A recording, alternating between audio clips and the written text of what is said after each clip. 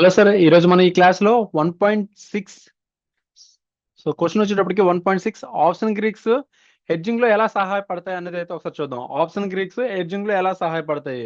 Stock market లో hedging అనేది మనకి ఏంటంటే రిస్క్ తగ్గించుకునే ఒక ముఖ్యమైన పద్ధతి. ఇది మన అందరికీ తెలిసిందే. స్టాక్ మార్కెట్ లో హెడ్జింగ్ అనేది ఏదైతుందో, హెడ్జింగ్ అనేది దేనికోసం? మనం రిస్క్ అనేది ఏదైతుందో రిస్క్ అనేది తగ్గించుకునే ఒక ముఖ్యమైన పద్ధతి. ఓకేనా?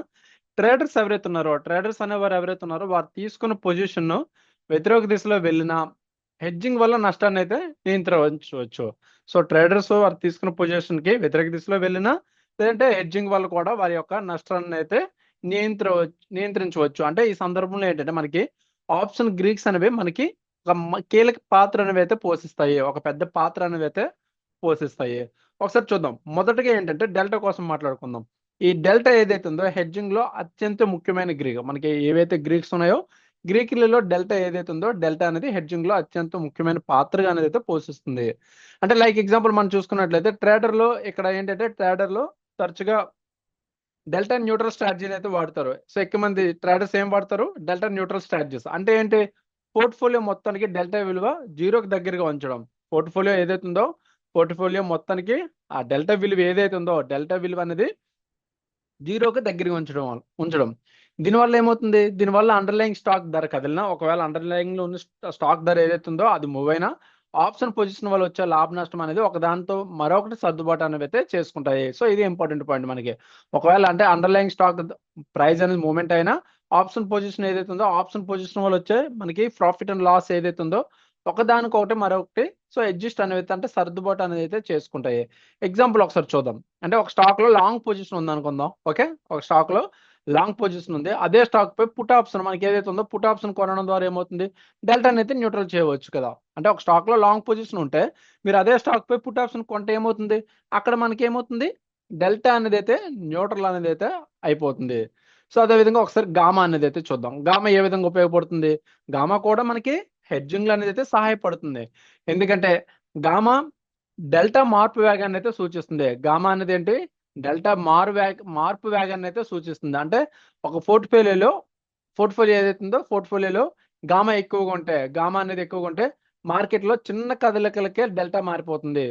డెల్టా ఏమిటంటే చిన్న చిన్న కదలికలకే మారిపోతుంది. కాబట్టి గామాని గామా ఏదైతే ఉందో గామాని గమనిస్తూ ట్రేడర్ హెడ్జ్ పొజిషన్ సరిగ్గా సర్దుబాటు అయితే చేయగలడు. గామా యొక్క ఇంపార్టెన్స్ అనేది ఇది. అంటే ఇక్కడ ట్రేడ్ ఏం చేస్తారు? ముఖ్యంగా గామాని గమనిస్తూ హెడ్జ్ పొజిషన్ ఏదైతే ఉందో దాన్ని సరిగ్గా సర్దుబాటు అనేది అయితే చేయగలడు. ఈ తీటా ఏదైతే ఉందో తీటా ఏం చేస్తుంది? హెడ్జింగ్ లో సమయం ఏదైతే ఉందో సమయం కారణంగా వచ్చే నష్టాన్ని అంచనా వేయడంలో మనకు ఉపయోగపడేది ఏంటి? తీటా. ఇక్కడ ఏంటంటే షార్ట్ ఆప్షన్ పొజిషన్ కలిగిన ట్రేడర్ ఎవరైతే ఉన్నారో తీటా లాభం కలిగిస్తే, లాంగ్ ఆప్షన్ పొజిషన్ ఉన్న వారికి అది రిస్క్ అవుతుంది. రిస్క్ ఎవరికి? షార్ట్ ఆప్షన్ పొజిషన్ ఎవరైతే కలిగారో వాళ్ళకి తీటా లాభం ఇస్తే, లాంగ్ ఆప్షన్ పొజిషన్ ఉన్న వారికి తీటా అనేది అయితే రిస్క్ అనేది అయితే అవుతుంది. కాబట్టి హెడ్జింగ్ లో తీటా ప్రభావాన్ని మనం కూడా పరిగణనలోకి తీసుకోవాలి. నెక్స్ట్ ఏంటి?